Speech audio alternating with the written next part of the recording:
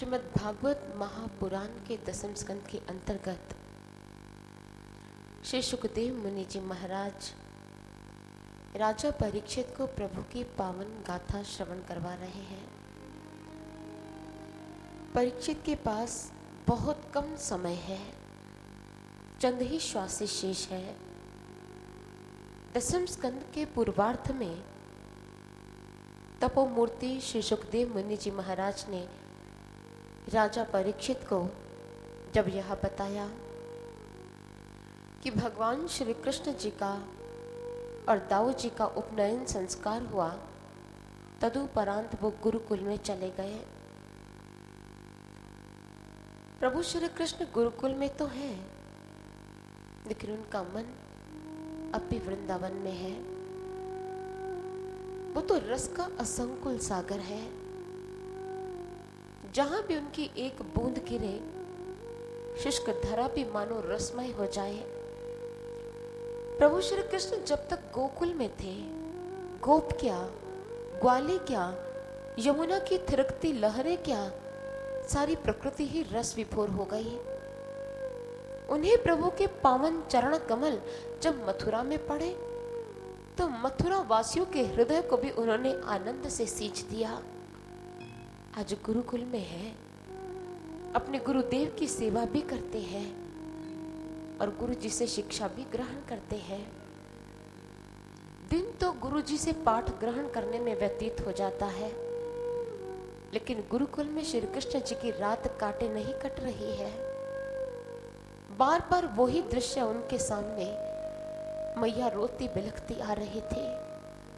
गंगी गैया रंभा रंभा कर मुझे कह रही थी कि मत जाओ। मेरी गोपियां, जिनका सर्वस्व मैं हूं, जिनकी आत्मा मैं हूं, जिनके जीने का आधार मैं हूं, उनको कैसे मैं रोता बिलखता छोड़ आया। उनको मैंने झूठा आश्वासन दिया कि मैं शीघ्र लौट आऊंगा।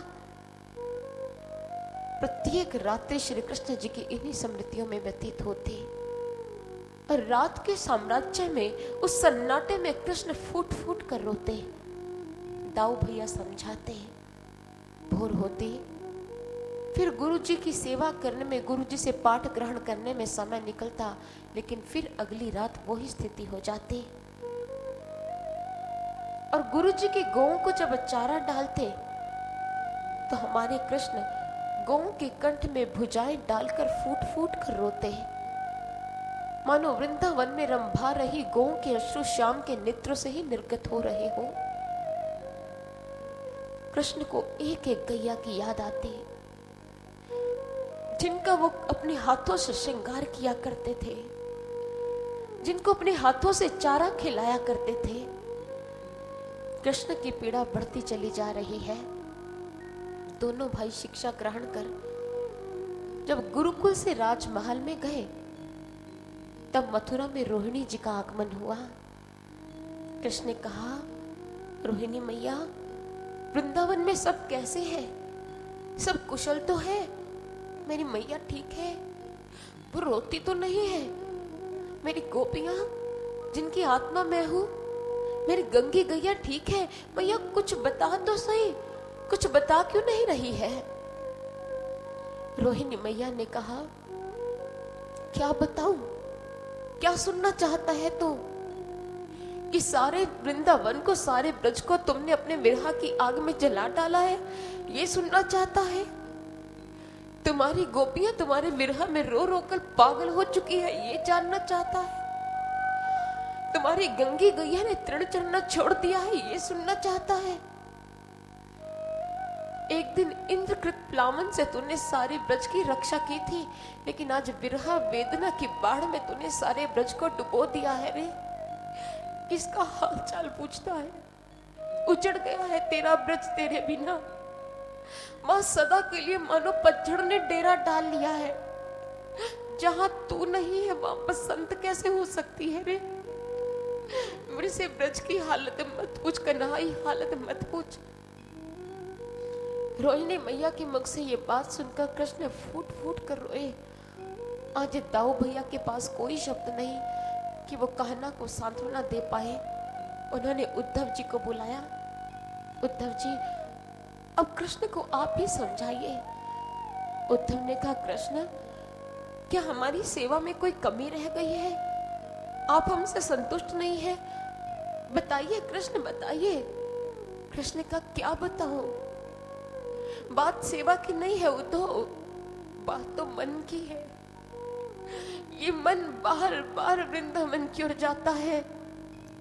इस शरीर को तो मैंने मथुरा में रोक कर रख लिया है, लेकिन इस मन का क्या करूं? उद्धव, मोहे ब्रज बिसरत नाही। उद्धव, मोहे ब्रज बिसरत नहीं। मुझे रह रह कर गोपियों की याद आती है, मुझे रह रह कर मैया की याद आती है। मेरे बाबा कैसे रोते बिलखते मथुरा से गए थे और मैंने उन्हें झूठा आश्वासन दिया, मैं आ जाऊंगा। क्या हो रहा होगा उन पर, क्या बीत रही होगी उन पर।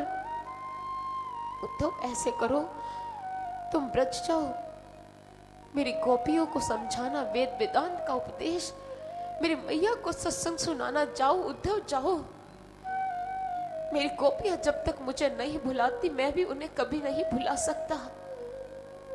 उद्धव ने कहा, कृष्ण, एक सुझाव है, मुझे ब्रज भेजने की बजाय अगर प्रति सप्ताह उनको पत्र लिख दिया करो तो? कृष्ण का, नहीं उद्धव, प्रेम का संदेशा उद्धव पाती ना पठाए। तुम ही कहो, गागर में सागर कैसे समाए? क्या कागज का टुकड़ा मेरी मैया को सांत्वना देगा? क्या कागज का टुकड़ा उन ग्वाल बालों के, उन गोपियों के प्रश्न का उत्तर देगा? नहीं, तो तुझे जाना होगा मेरा संदेश लेकर। जाओ और मेरी मैया से कहना, मैया, कहना तुम्हें भुला नहीं पाए हैं। भोजन करने बैठते हैं तो तुम्हारा वही मनोहर चेहरा मेरे सामने आ जाता है। तुम्हारी वो अंगुलियां जिनसे तुम मुझे भोजन कराया करती थी मैया, रह रह कर उनकी स्मृति मुझे पीड़ित कर रही है। राजमहल के 56 प्रकार के व्यंजन तुम्हारे पकवान के आगे फीके हैं मैया। आऊंगा मैं अपनी मैया के पास, लेकिन ये ना हो कि मैया निराश होकर मेरी लकुटी, मेरी कमरिया किसी और को दे दे। उनको कहना, मैया कहना कि लकुटी किसी को मत देना, वो लेने आएगा। और मेरे बाबा को कहना,